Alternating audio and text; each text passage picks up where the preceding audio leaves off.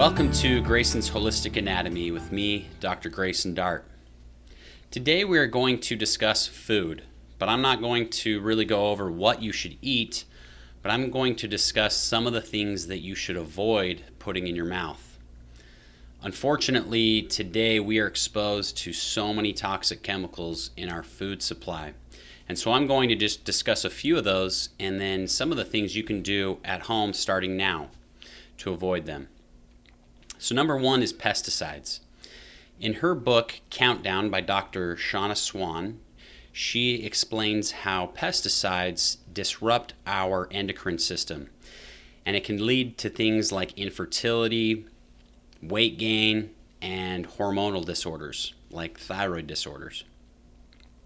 Number two is artificial colors. Dr. Anthony J. in his book Estrogeneration explains how artificial colors can lead to hyperactivity and mood disorders, especially in children.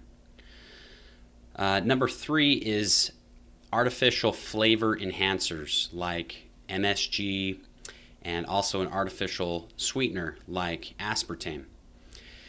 In his book Excitotoxins, the neurosurgeon Dr. Russell Blaylock explains how these things can really damage our nervous system and our brains. And it can lead to things like memory problems, cognitive problems, and neurodegenerative diseases like Parkinson's and Alzheimer's.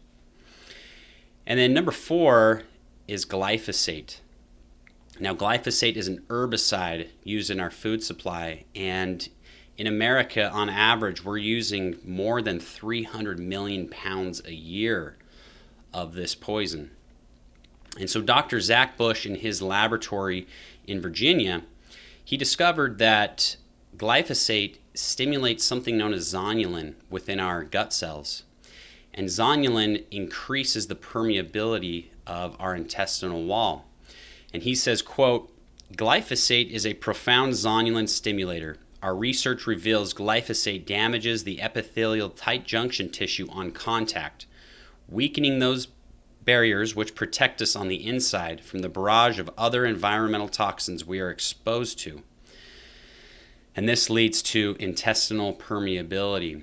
So in other words, glyphosate opens up our gut to absorb toxins into our bloodstream. And when that happens, our body uses antibodies to neutralize those toxins.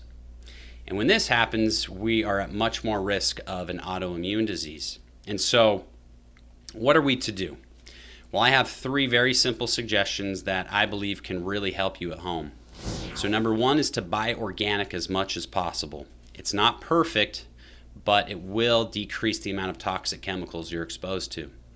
And many times with my clients, I tell them to go through their pantries and their fridges and to just take everything that's not organic and replace it with something that is organic. And so that is definitely a step in the right direction. Number two is to eat whole foods as much as possible. Anytime that you process a food, you open it up to toxic garbage. And then number three is to eat at home as much as possible as well. You never know what type of food you're getting at a restaurant or outside of your house. You can really control that environment by just cooking your own food at home. And so if you do these things, you'll notice some improvement in your health right away, especially if you have a chronic disease. You'll have more energy, you'll sleep better, you'll be more cognitively aware, you'll just be healthier overall. So I hope that this helps, even though we just scratched the surface today, and I really look forward to visiting with you in the future.